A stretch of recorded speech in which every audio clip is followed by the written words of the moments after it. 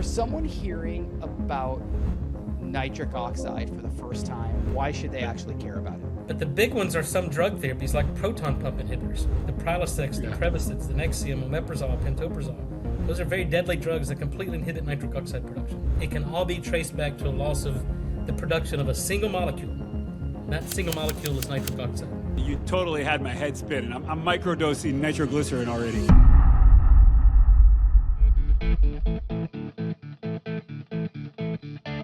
This is More You Podcast. Here we are. Yeah, we're trying to, and I think, Dr. Bryan, you have the perfect antidote for us. It's More You. It's trying to make people better. And I think you're really getting the word out there. I'm sure it's frustrating from your perspective because you're just explaining a complicated thing to everybody. So yeah, to make them better. By the way, I love how Ben didn't even put that in a question. He just fired, like we fired right out of the intro to Dr. Nathan Bryan and just went, just boom. Like we're That's right how it goes, man. They're here to talk to him. They talk to us all the time. I think the problem is we were both really super pumped to talk to you because we are just so interested in what you're doing, have a gazillion questions. And so our apologies. First of all, welcome to the show. We're really excited to have you. Well, good. It's great to be with you. I'm sorry. Yeah, let's get to it, man. Let's get to it. Yeah. You know, Dr. Ben's no BS. Yeah, I don't mess around. Ain't nobody got time for this. I just want to, if I can start, and by the way, do you want me to call you Dr. Bryan? Can I call you Nathan? Is that okay? You can call me Nathan. I've been called a lot worse, so you can't offend me. Okay, right on. Well, we'll try to see if we can top that today. We'll see if we can get the worst thing we can call you today. But I think this is so interesting because I think there's a lot of people out there that have not heard of this, and also some of that have heard about this. But for someone hearing about nitric oxide for the first time, what is it like, and why should they actually care about it? Yeah, no, look, it's a good question, and you're right. Too few people know about this, so the people who think they know about it don't know the right science behind it. But nitric That's probably one of the big keys. Yeah, that's right. That's my frustration. No, look, nitric oxide is a foundational molecule. It's naturally produced. You know, it regulates many, many important biological functions, from blood flow and oxygen delivery and mobilizing our own stem cells, and prevents our telomeres from getting shorter so we live longer. It regulates the mitochondria, the energy-producing organelles of the cell. So what we're finding is when you lose the ability to produce this molecule, that's the earliest event in the onset and progression of age-related chronic disease, whether it's sexual dysfunction, easy fatigue, chronic fatigue, Alzheimer's, heart disease, high blood pressure, diabetes, you name it, it can all be traced back to a loss of the production of a single molecule. That single molecule is nitric oxide. You got I was listening to some of the other podcasts you were on, Nathan, and you totally had my head spinning. I'm microdosing nitroglycerin already. So no, I'm kidding. Don't do that. Nobody do that. You're going to get hurt. Don't do that. It's not medical advice. But, just thinking about some sort of a way to deliver it, because that's really one of the main problems, right? There's not a good way. There's not a good supplement, or there's not a good therapeutic for this yet, other than for acute angina. Okay, but it's complicated, right? Yeah, that's been the challenge for the past 40 years. I mean, every major pharmaceutical company out there has tried to develop nitric oxide drugs. But here's been the challenge, because nitric oxide is a gas. It's produced. And once it's produced inside the body, it's gone in less than a second. About 2 milliseconds is an intravascular half-life. So the challenge is, and this is what we discovered more than about 25 years ago, because the question was, if it's produced and it's gone in less than a second, where does it go? What does it become? And how does it signal? And until we can answer those questions, there was no way to develop safe and effective nitric oxide based therapies. Mm-hmm. So, the only FDA approved clinical medicine is for premature babies with pulmonary hypertension. So they actually administer the gas. They have a gas cylinder of nitric oxide gas. And through a certain flow rate mixed with oxygen, they deliver that to the pulmonary vasculature. It dilates the pulmonary arteries, improves tissue oxygenation, turns blue babies into pink babies within seconds. And that's saved hundreds, probably millions of babies' lives over the past 40 years. But my challenge was, and really my objective was, how do we deliver nitric oxide gas safely and effectively in an outpatient setting? Let's not wait till you're in critical care and you have a disease or you're in crisis. How do we deliver this and be proactive instead of reactive? And that's been my mission and objective for the past 30 years. Wow. And Nathan, but hold on. You don't have the answer yet, right? I mean, we don't have it yet. No, of course we do. That's what I've spent the past 15 years in developing. Once we understood when nitric oxide is produced, where does it go, what does it become, and has a signal, then I developed a technology that recapitulates nitric oxide production and signaling. But more importantly, we fix the reason your body can't make it. We focus on the function of the nitric oxide synthase enzyme. We focus on the microbiome, the bacteria that are responsible for the production of nitric oxide. So we can deliver therapeutic amounts of nitric oxide in an outpatient setting in a shelf-stable product, consumer product, and we're developing it as drug therapy. And we improve the body's ability to naturally make this molecule. Okay, wow. There's your answer, Ben. Yeah, I missed the boat there. He's got it. He figured it out. Are we done? That's why he's here. Yeah. So okay, we're done. Okay, let's get some of this product and let's go, John. We're more us now. We're more you. I'm super pumped. So Nathan, a few questions on this. So, God, I don't even know where to start.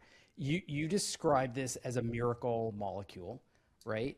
Well, let me correct that.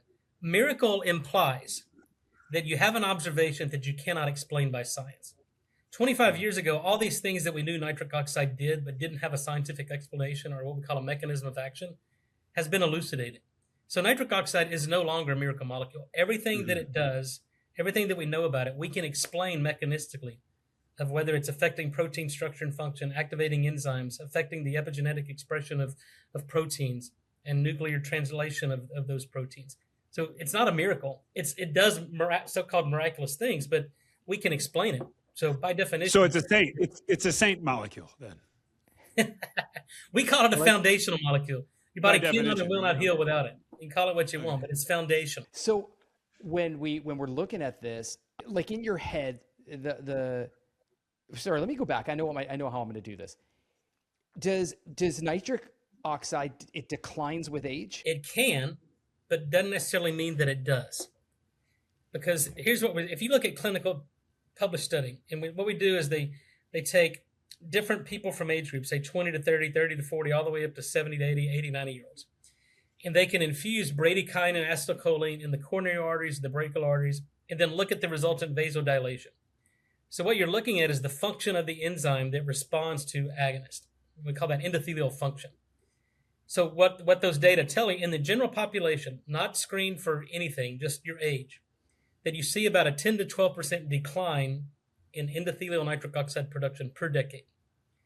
So by the time you're 60 or 70 years old, you have 80% less than someone from 20 to 30. But can we test? Can you get that objective test relatively easily, or is it complicated? No, it's a very simple test. It's basically old technology. It's called venous occlusion plethysmography. But what happens is you can take a blood pressure cuff and you put it on your upper arm, and you pump it up to suprasystolic levels, so you occlude all blood flow into the forearm. And you do that for 5 minutes. And then with an ultrasound probe, you can look at the downstream vessels, and when you release the cuff, you look at how well and how quickly the blood vessels, the arterioles, dilate. And if it dilates a lot, then it tells us making nitric oxide. If they don't dilate and cause what we call reactive hyperemia, then that tells us that those blood vessels, the endothelial cells in those blood vessels, aren't making any nitric oxide. It's a 5-minute test. There are FDA-cleared medical devices that do this, but unfortunately, most primary care docs don't know anything about it. Some functional integrative medicine docs will use it because they know the importance of vascular function in the early onset of cardiovascular disease or diabetes or sexual dysfunction. Okay, so it sounds like it reduces with age. Sounds like 10% every decade. Did I catch that right? I think I caught that. Yeah, right. But here's what we're finding. You can accelerate it or decelerate it or completely stop it. So we've done tests on kids that are 20 to 25 years old, and they have the vascular age of a 60-year-old because of their diet, because of their lifestyle. And then you've got people like me. I'm 52 chronologically, but I'm 29 biologically, because I know how to modulate this enzyme, and I don't do the things that are disrupting nitric oxide production. So just because there's this published age-related decline in nitric oxide production, it doesn't have to be the case. We know how to prevent the age-related decline in nitric oxide production. And sorry, you used the word disruption, which I think is really important. What does disrupt nitric oxide production? There are many things. A high sugar diet, anything that causes an increase in blood sugar. Sugar's the enemy, because sugar, when it's elevated in the blood, and we call this glucose. It's the molecule that we measure. But glucose is glue, right? As the name implies, it's sticky. And if you ever spilt the soda water on the countertop, come back the next day, it's sticky.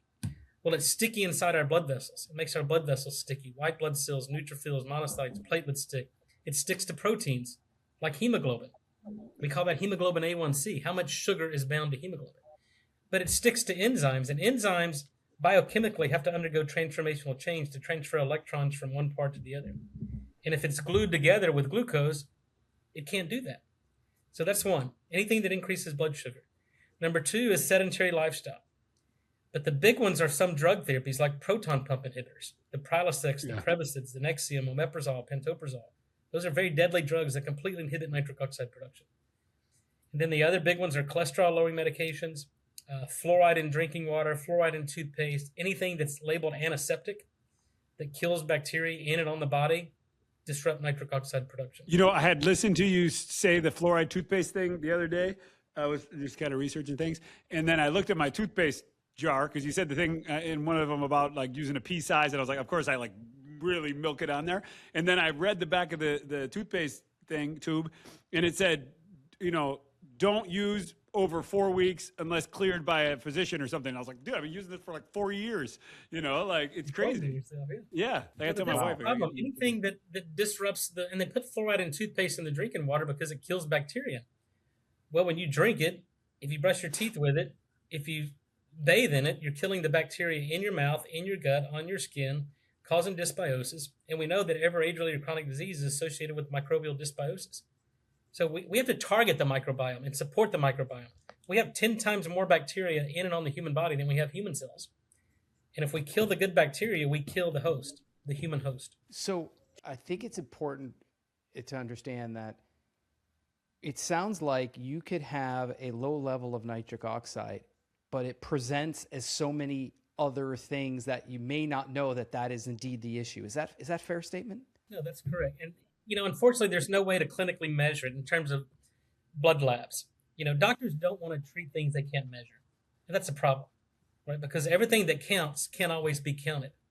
And everything that counts everything that can be counted don't always count. You know, it's like cholesterol. You want to treat cholesterol because you count it.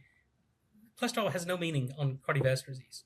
But they can measure it and they want to treat it. But, you know, cardiovascular disease hasn't gotten better. It's been the number one killer of men and women worldwide for more than 100 years.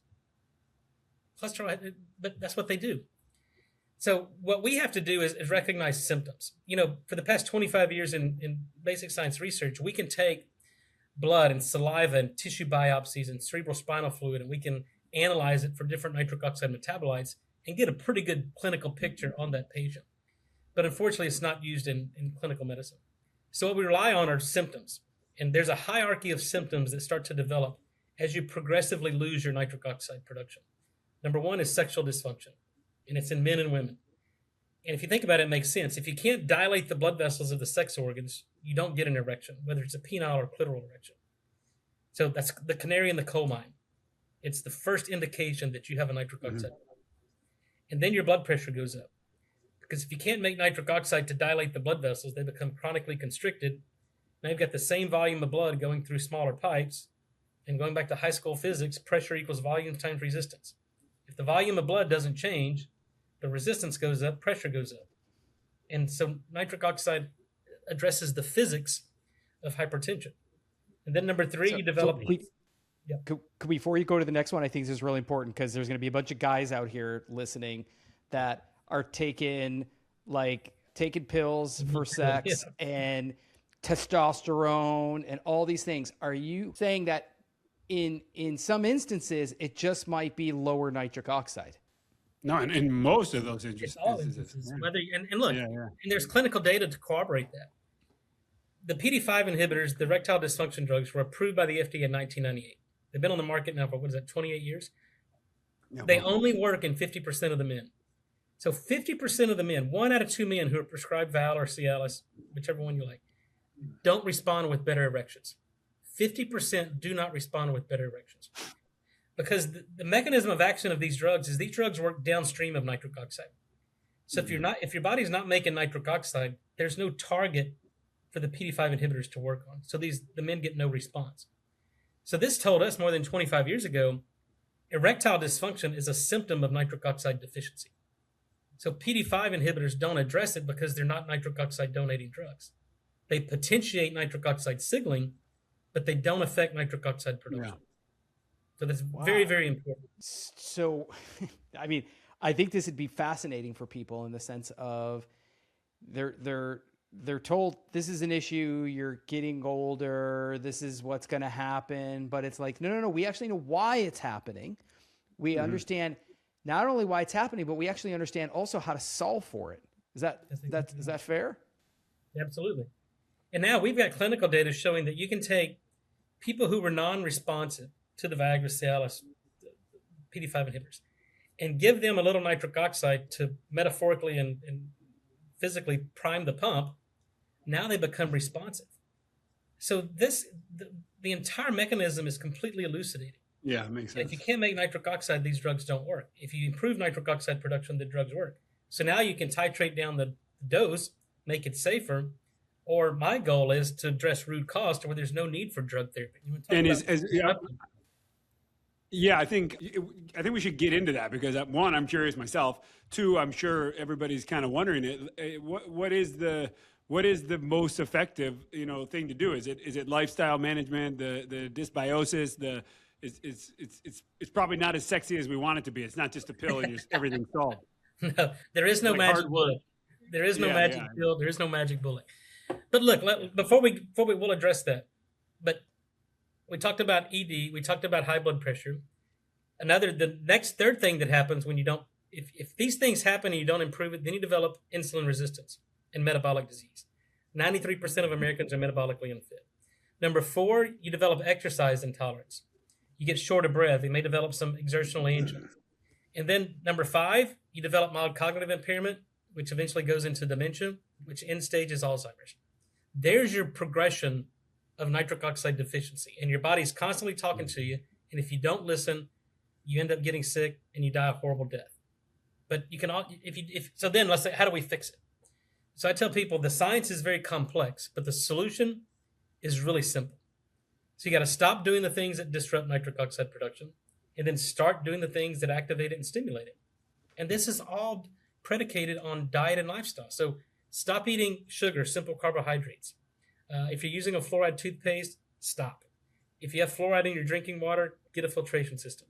If you're using mouthwash, you must stop.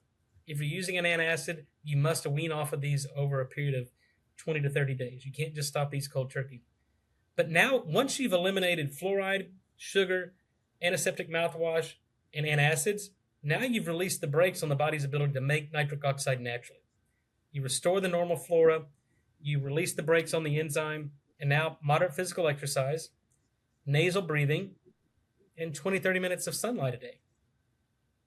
There's the recipe for good health. Okay. Dr. Bryan, I have a problem. How the heck are you going to get rich on this? I wanted to make a pill that we could sell everybody. Well, look, that's what because that's the problem. That's why nobody. Yeah, but that was the problem. Again, nobody wants to take accountability. Nobody wants to stop eating a bad diet. Nobody wants to get their ass up in the morning and exercise and do the hard things that lead to good health. They want to take a pill. And pharma's conditioned us to, there's a magic pill coming for everything. There is no magic pill. It will never happen. Nitric oxide is foundational, but it's not a panacea. It's not going to fix everything that's wrong with you. But here's what I'm confident in saying. Your body cannot and will not heal or perform optimally without nitric oxide. So that's what I've done for the past 15 years, is develop product technology based on the biochemistry, the enzymology, and the microbiome that recapitulates nitric oxide production and signaling and improves the body's ability to make it. So we have consumer products on the market. We've got a drug company called Bryan Therapeutics. We're developing this for heart disease. Now you're talking. Now you're talking my language. We make a topical drug for diabetic ulcers and non-healing wounds. But that's the future. The future of medicine is dependent upon nitric oxide production, and we're leading the way. So stay tuned. I think, honestly, I understand that you're saying you can measure it, by checking the vascular response to ischemia. But it's the margin of error is big on that. Maybe with AI, you can be more precise, but it would be, you said it already. Even myself, I like to see, I can do 50 push-ups one day. The next time I want to see if I can do 52. So people want something to track. And so I think if there was a test somehow that you could be really objective and clear and watch the trend, that's important in my mind. Here's what we do. Everybody has these wearable devices that look at heart rate variability. They can look at, your sleep patterns. They can look at blood pressure, and there's pulse wave analysis, non-ischemic plethysmography that looks at, the structure and function of blood vessels. But no matter what we use, and look, we put everything that I do and bring to market the clinically meaningful endpoint. I think that's very important. Whether it's blood pressure, if you got an elevation in blood pressure, you get baseline data, you take the lozenge, 20 minutes later, you see your blood pressure come down. We can do time trials on exercise performance, get baseline, do a time trial, take the nitric oxide, repeat the time trial, you improve on time trials. And if you look at mobilization of stem cells, we measure stem cells in circulation before and after the lozenge. We look at renal function. We look at ejection fraction. We look at, blood oxygen saturation, ventilation to perfusion. We look at doing right heart caths, left heart caths, looking at coronary flow. Everything that's clinically meaningful in terms of endpoints, we've measured it before and after our nitric oxide to make sure that it works in every single person, that number one, it's safe, but number two, it's effective, it's bioactive. And if we give it, it does what nitric oxide does. It's okay. So I'm going to just tell you, like, Ben and I are overachievers. So as soon as we hear about something that could take us further, so I don't eat sugar. I work out hard. I have a filtration system. The fluoride thing I got to look at. So hands up on that. Is that in most filtration systems? Would it filter out fluoride, or do you have to have a specific one? Fluoride is very difficult. It's a very small molecule. What's the molecular weight of fluoride? Maybe 19? I can't remember from tiny. I know. Yeah. But yeah, you have to have a really sophisticated system to get fluoride out of the drinking water. They're available. They're somewhat costly, which, things that work are typically more expensive. Yeah, I have one, and I noticed that it actually was filtering out fluoride, which made me excited. So I saw that. But my question on yeah, go ahead. What's your question? Oh, so I guess my question on all of that is, I want more gains in the gym.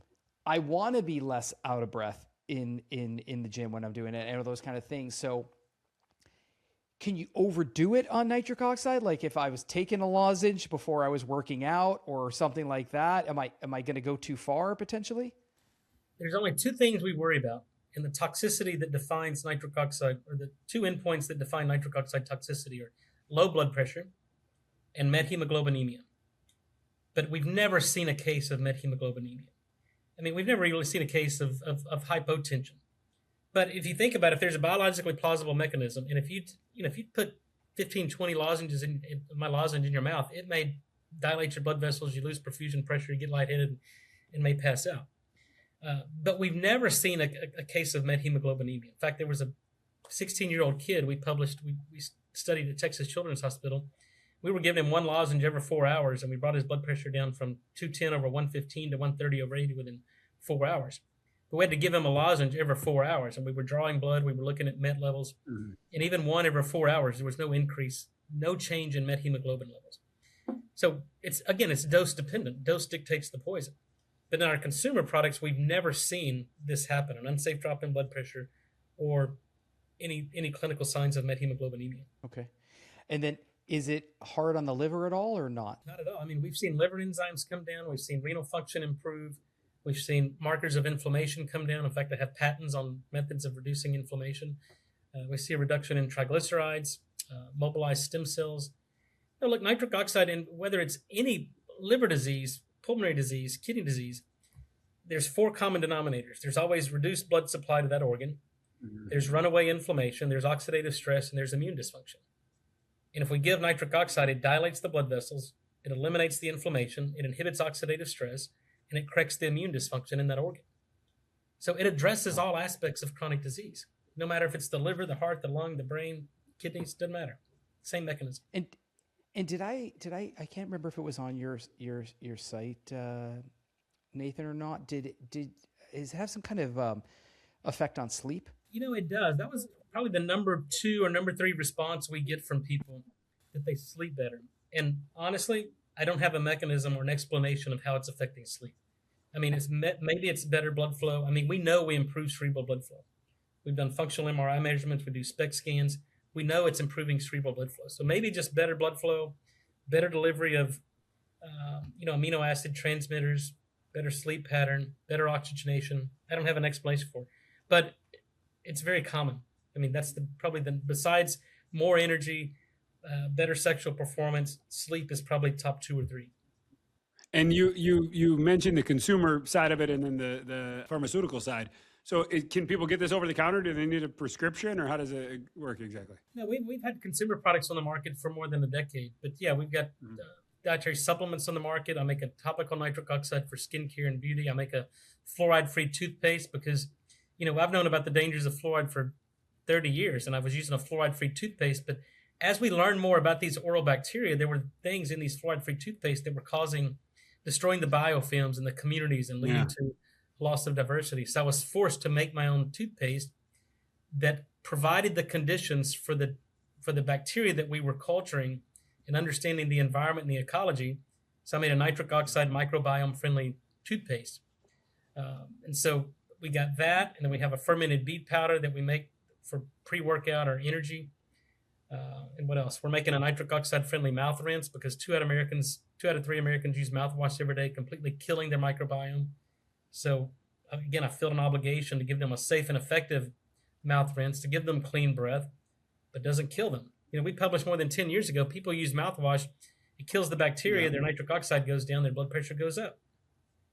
And now the same thing, I've had, funny story, there was a buddy of mine in the gym in Miami last week, and he was working out with this guy, just met him, and he was listening to one of my podcasts on Diary of a CEO. He goes, you got to listen to this guy, and he's one of my good friends. He goes, I know that guy. So he just called me up, FaceTiming. And that guy said that he heard me talk about the dangers of fluoride. He switched to a fluoride-free toothpaste. He's dealt with high blood pressure for 10 years. His blood pressure normalized. His workouts in the gym improved. His fatigue went away. And that's just by eliminating toothpaste and switching to a toothpaste that focuses on nitric oxide. And that's how profound these changes are. So I just want to say, if you want to check out Bryan, Dr. Nathan Bryan's site, it's n101.com. I have that right, Nathan, yes? Yes, the letter N, number 1, letter O, number 1.com. It's not N101, it's N101.com. And Nathan, is it, when you're taking these supplements, like, is it safe to take them daily? Like part of like a dietary supplement? Yeah, I've been taking a form of my product for probably more than 20 years, probably 25 years. I'm 52 years old now. And once I figured out that I know how to make nitric oxide and I could deliver this in a form, I've been taking it. And my first metric, kind of like Dom's, was I go to the gym and I know how many pull-ups I can do, how many push-ups I can do. Mm-hmm. And so I'd go and most of the time I can get, 15, 20 pull-ups without fail.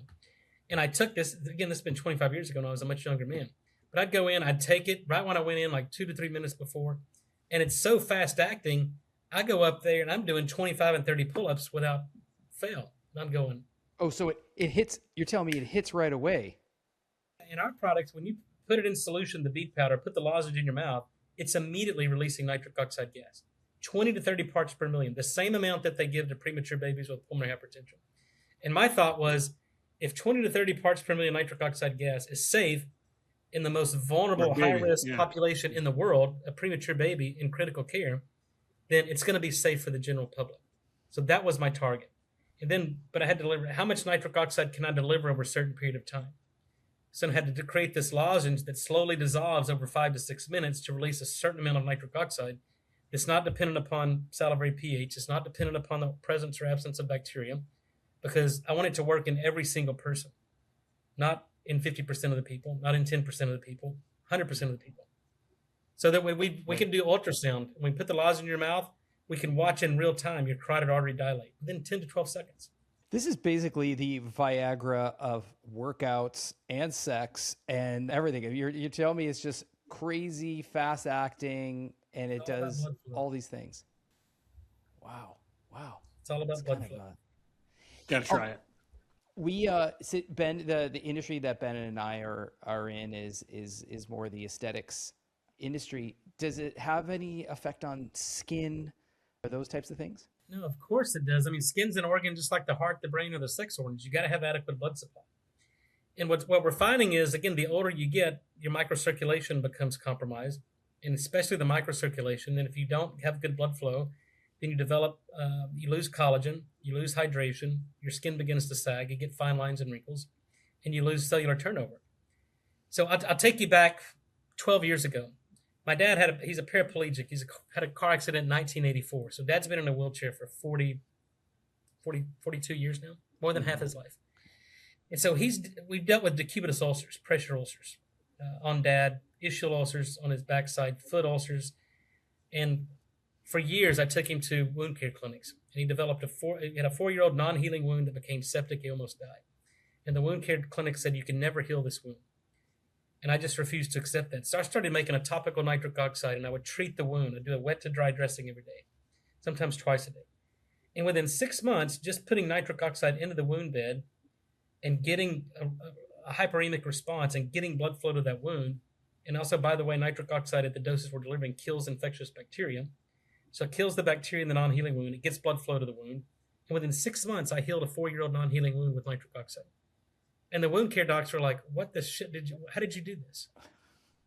So then I developed a topical because I thought, okay, if this is good for a stage 4 non-healing wound, osteonecrotic osteomyelitis, then what will it do for skincare? So I developed a dual chamber nitric oxide skincare product. I guess in 2019 we launched it. But it's a dual chamber. Again, nitric oxide's a gas. So we combine these two components, it produces nitric oxide gas, it diffuses into the skin. Your skin turns pink because we're recruiting capillaries. It improves collagen deposition. I think we got 7 published peer-reviewed clinical trials on the serum. It's mobilizing stem cells. I mean, it's amazing for skincare and beauty. And we've seen such an effect on wounds that we've met with the FDA and we're developing a topical drug for diabetic ulcers and non-healing wounds. We've never seen a wound we haven't been able to heal with our nitric oxide. You're a doctor. You sound incredibly knowledgeable. How are you enjoying running this as a business? Are you enjoying that part of it? It's a completely different world. You know, I've trained and I spent 25 years in academia as a professor of molecular medicine. And then I had some really bad experiences in business. And from that point on, I never wanted to abdicate my science into the hands of people who didn't understand the science. All they wanted to do was make money and make money off of it. And they've bastardized the field. And so once I realized that I had to take control and step away from academia to become a business person and really to maintain the integrity of the field, it's completely different. You know, I miss some of the academic stuff, and I don't miss teaching. Teaching is, time consuming, but I do miss the research, being in the lab, making discoveries. There's no feeling like making discoveries. But I think, every career, there's an evolution. And I think my calling now is to take the science, because the scientific discoveries mean nothing if they don't translate into something, the improvement in human medicine, whether it's the diagnosis, treatment of disease. And so now I think it's important for me to take on that new role and make sure that the discoveries that I've made make it to market, whether it's consumer products. And I never got into this field to make consumer products. It was just kind of a byproduct of the discoveries. But my objective has always been take this through the rigor of FDA, demonstrate safety, demonstrate efficacy. But the frustrations I have is you've got companies out there with no science, with CEOs. I see them on podcasts talking about the science of nitric oxide. These are marketing guys, former tech CEOs. And now they're talking about nitric oxide, and the misinformation is, it blows me away because, again, from academia, what we try to do is we take information and impart knowledge, and from knowledge you gain wisdom. But if people are starting with misinformation, you never get knowledge, and then you can never get wisdom from that. So this is a very dangerous proposition that these companies that are irresponsible and deceptive and outright fraudulent are doing to the consumer, because they're trying to convince you beets are nitric oxide, or you can get nitric oxide in a gummy or a chew, and it's impossible. And they're doing this because they're making a lot of money, hundreds of millions of dollars, but it's doing the field of nitric oxide a complete disservice. It could actually completely kill the entire field. And it's one of the downfalls of the social media, of the influencer world, that there's no regulation on what an influencer, their credibility or whatever. And sometimes the least credible person can have the loudest voice, so. That's complete another issue. You got these influencers who have no pedigree, no science background. Some of them would even have an advanced education or a college degree, and they're out there influencing millions and millions of people Yeah. with no basis for what they're doing. And people take this as the gospel, and it can be very dangerous. Yeah, I like to say that thought leadership came from acknowledgement of accolades, experience, these types of things, and that's what thought leadership was. It was based on a foundation of having a knowledge that others don't, and I think obviously that's gone away. We have a question, two questions we ask every time. You kind of answered, I think, this last one, which is we always ask the question is what's complete bullshit in your field, and it sounds like there's a lot of bullshit supplements. Is that what we're saying? Like the biggest piece of bullshit out there is beets. That beets are nitric oxide. Beets are so far away from nitric oxide that it's humorous. It would be humorous, but it's dangerous and it's deceptive. And here's the challenge, and I've been getting these emails for more than 15 years, 10 or 15 years. People go, Nathan, we heard you on the podcast. You talk about nitric oxide, but I've been taking this beet product that says it's nitric oxide. I see them advertised on TV, on radio, taking it, and it didn't do anything for me. So nitric oxide doesn't work for me. Nitric oxide's not that important. And that's a very dangerous interpretation because nitric oxide always works. What failed you was that company. What failed you was that product because that product didn't work for you because it can't work for you. These companies don't understand the basic biochemistry. I spent 25 years in the trenches, in the lab, bench side, understanding the enzymology, the biochemistry, and the microbiome and the ecology of what's required for nitric oxide production.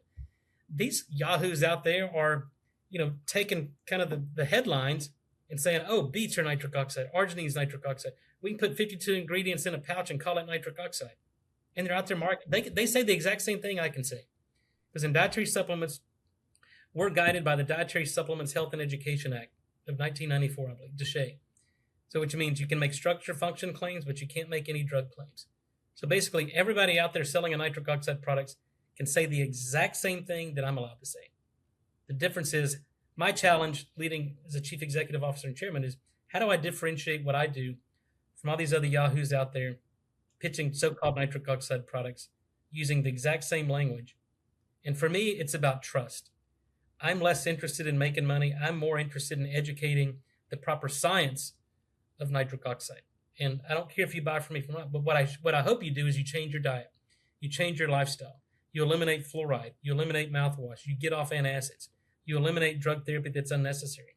And you get off your ass, you exercise, you get out in the sun, and stop eating a shitty diet. That's what I hope people get out of this.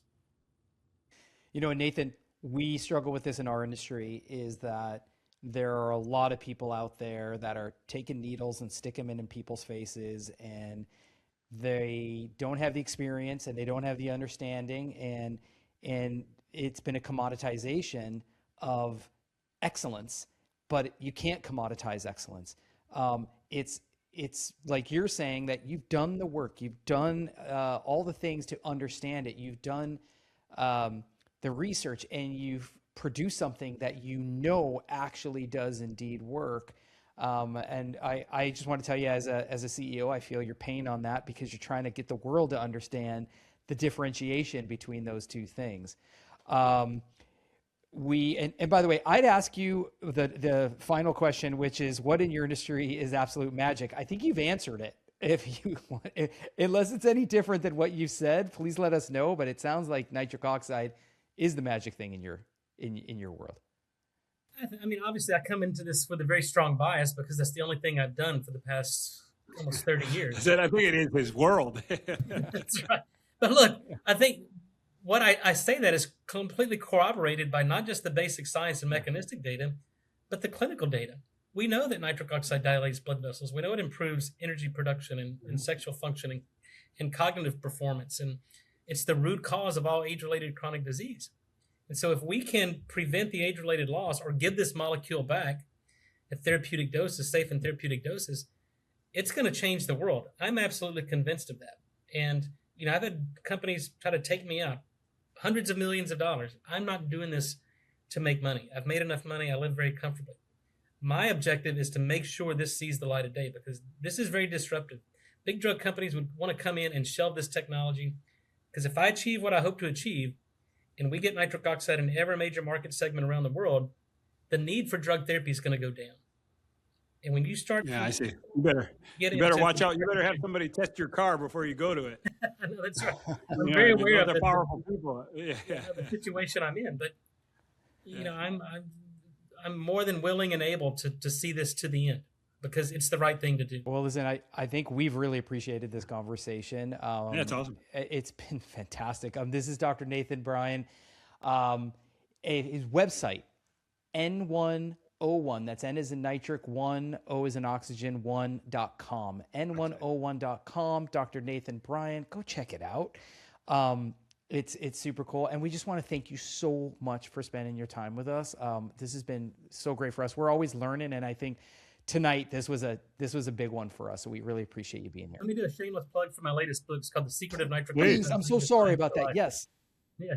But this book I published last year, it tells the whole story of nitric oxide. I think I've done a pretty good job of taking a complex science and putting it as easy to read, digestible form. And it's a must read. If you're healthy and don't want to get sick, it's a must read. If you're sick and want to get healthy, it's a must read. And then subscribe to my YouTube channel, Dr. Nathan S. Bryan, Nitric Oxide. And from the longevity people, we have a pretty good following from that perspective. This is, I don't know if they're breaking into it. I know that it's topical, but I think the people that are really serious about it, it's a no-brainer. If the safety protocol is that strong and the efficacies are that strong, those are how you make decisions. So. Yeah, and just for everybody, it's The Secret of Nitric Oxide. That's the book from Dr. Nathan Bryan. So please go check it out. Thank you so much for being here. We really appreciate it. Thank you, fellas. Enjoy it.